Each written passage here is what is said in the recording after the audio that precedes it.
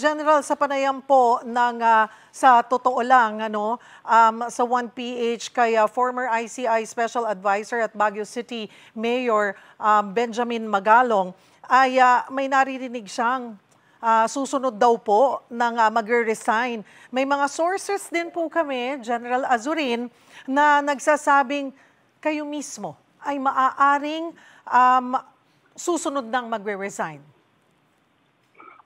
Ma'am, pertaining po dun sa akin na ako'y nag-iisip po na magbitiw, wala akong katotohanan po yon, specifically po dun sa mga ina-allege po nung nag-report na hindi ho maganda ang relasyon namin ng aming chairman na si Chairman Andy Reyes. Sa katunayan po ay napaka-extraordinary po na boss ni Chairman Andy Reyes.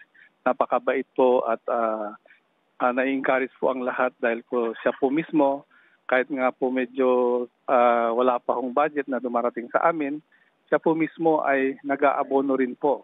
Kaya siguro po sa punto po na pagre-resign ay wala pa po sa aking kaisipan. And sa mga kasamahan po naman namin na nagbibitiw, sabi nga po ni Commissioner Singson, due to stress, health reason, so we have to respect po yan. Very clear naman po ang sinabi ni Commissioner Singson na anytime po nakakailanganin po ang kanyang technical expertise, is on call pa rin po siya. So may mga bagay-bagay po na especially yung aming napakagaling na accountant na nag-audit, closing po kasi ng mga libro ng kanyang pong pinagtatrabahuhan ng mga kumpanya. So kailangan din po ang kanilang mga serbisyo. But rest assured po na ang mga naitalaga po sa ICI ay patuloy pa rin po na magtatrabaho at patuloy pa rin po na nandoon po yung passion para nang sa ganun ay makita po natin kung sino po ba talaga ang mga dapat na makasuhan at maparusahan po sa mga investigasyon na isinasagawa po ng ICI at mga ibang kasamaan po natin sa gobyerno. General Azurin, yun nga po, nagiging issue yung abono. Kayo rin daw po nag-aabono ayon po kay Mayor Magalong. Magkano na po ba umaabot ang abono ninyo sa komisyon? Okay pa naman po, ma'am. Bali, nakakayanan pa naman po.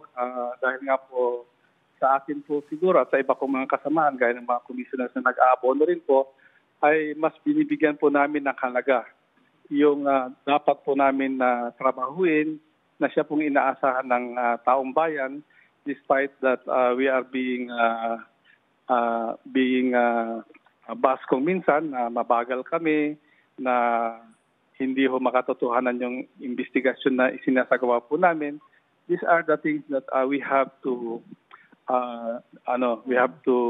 bear every day, yun pong tiwala ng taong bayan. But sabi ko nga, meron ho kaming trabaho na iniatang po sa amin. Gagawin ho namin ang lahat ng aming magagawa para sa gano'n naman ay maibsan po ang mga hinaing at parang paghihinagpis po ng ating mga kababayan, lalo na po yung mga namatayan sa mga nagdaan po ng mga sakuna dito sa bansa po natin. Pero General Azurin, yun naman pong mga out of pocket nyo po, nare-reimburse naman, na ibabalik?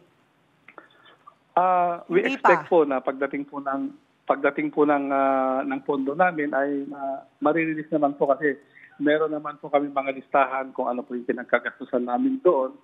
So I hope na maibalik naman po. Kasama na po siguro doon yung mga na unang nagastos po ni Mayor Benji at ni Commissioner Dave Singson po.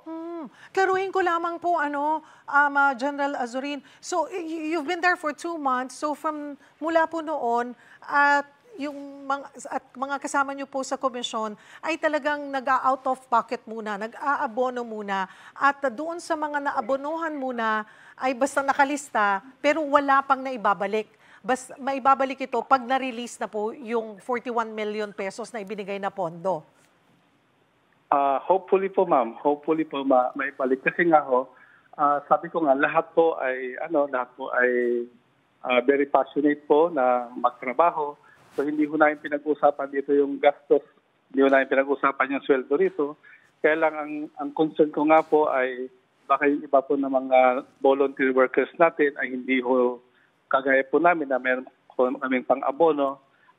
These are the ordinary employees that are volunteering na I hope naman ay hindi ho sila ganong they're not bleeding into